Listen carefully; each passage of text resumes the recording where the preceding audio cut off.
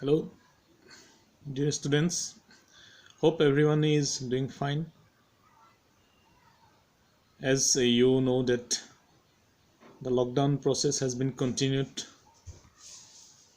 for a long time, and our regular has been classes have been postponed off, and that's why using different tools. I hope still we can interact with each other like internet and computer systems. So today going to start. Let me show you some photographs. Let's have a look.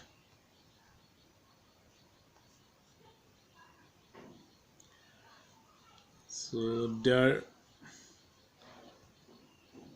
are some photographs of a renowned person. I hope you all can recognize him. See, yes, the name is written here, Jawaharlal Nehru. But look at the photograph from right side, right side above. Who is Nehru with? Could you guess, anybody? Yes. Let me enlarge. Who is he? Hope that you can answer it. He is Gandhi. But who is he? Name is not written here. Okay, I am giving you a clue. He is the second Prime Minister of India after Nehru.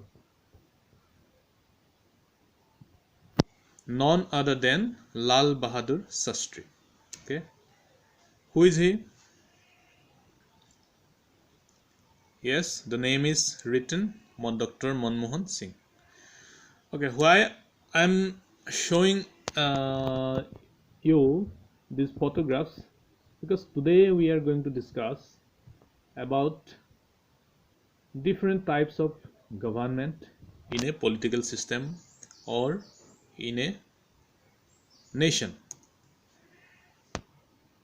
So look at the slides. Types of governments are based on one key question: who governs and what is the citizen participation. There are three types of governments. One is autocracy, then oligarchy, then democracy. First of all, what do you mean by autocracy? Autocracy means government in which the power to govern is held by only one person. One single person, the power is concentrated. For example, a king. In ancient period, when our Indians or subjects of different states were ruled by a king. So when a country is governed by one single authority, it can be called autocracy. That single authority may be a person, maybe a king or a queen, or maybe a dictator even. Now there are three types of autocracy. One is dictatorship. In these photographs above, that cartoon figure is of Joseph Stalin.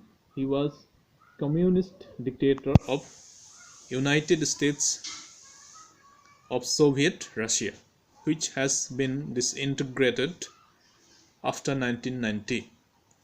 Anyway, the second is Adolf Hitler, who ruled once upon a time in Germany. Then comes absolute monarchy. Monarchy has a king, queen. I have already mentioned it. Last but not least, constitutional monarchy, which you can say is a modern form of monarchy. That means monarch means a king or a queen, or system of their governing or governance. In constitutional monarchy, what happens? The monarch is not absolutely powerful. Instead, he is subject to rule on behalf of the constitution. Secondly, he is a ruler only for namesake. That means only for namesake he can rule. He has no real power. Then comes oligarchy, a government in which a few people, such as a dominant clan or clique, have power. That means a group of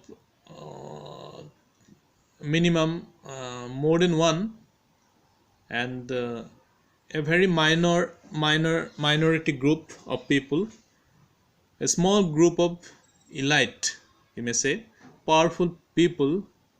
When they come to power and when they started to gain the power from military, wealth, or social status, that can be called oligarchy. In many countries, even today, oligarchy rules.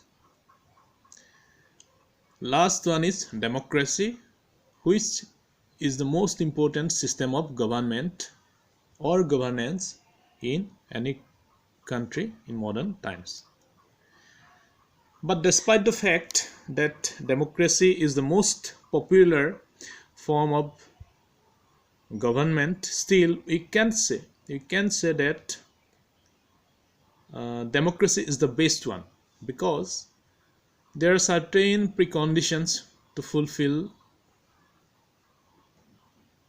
the aims and objectives, and to get it succeeded in a nation. Even in India, is a vast and populous democracy of the world. Despite the fact that India has a higher literacy rate than many other countries of the world, we can see that here too democracy or democratic system of government have faced a lot of critical chaotic situations, and they have to deal with that. But let's get back to forms of democracy. There are two forms of democracy. One is direct, and the second one is representative. In direct democracy, people vote on all the issues. Okay, all right, people vote on all the issues.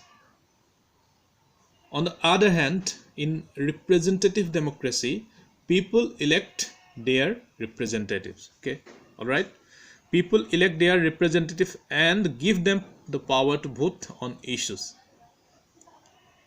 For example, in United States and in India and countries, numerous other countries like that,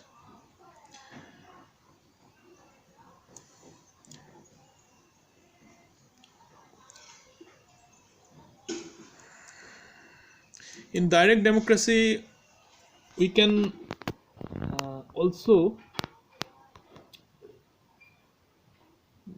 direct democracy can also be called as pure democracy. In pure democracy,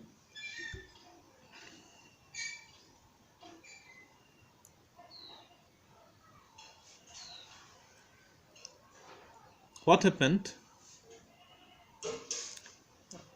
people have direct governing power, or people have direct power to speak on certain issues related to their. Is it distinct? Okay.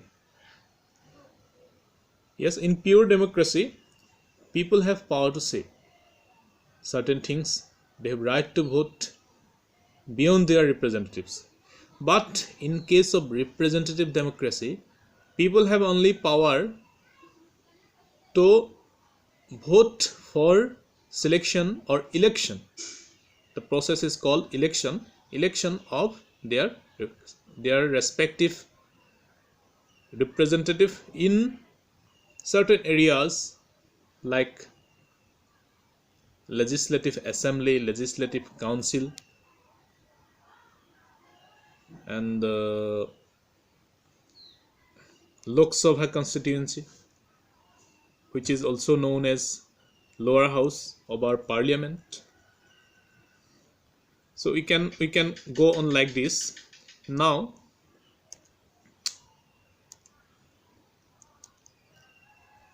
there are different systems of government. We have already got the forms and types. Now we are getting three kind of systems of government. One is unitary, second one is confederation, and third one is federal. Let's look at those systems.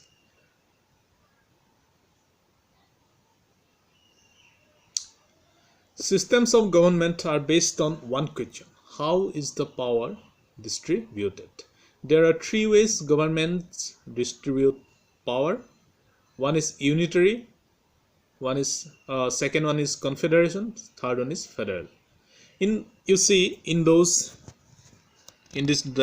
diagram, left side you can see parliamentary system, and the right side presidential system. Now look at the leftward figure. Top of the left side figure, you can see the executive. That means executive have the decision making power. Executive power comes from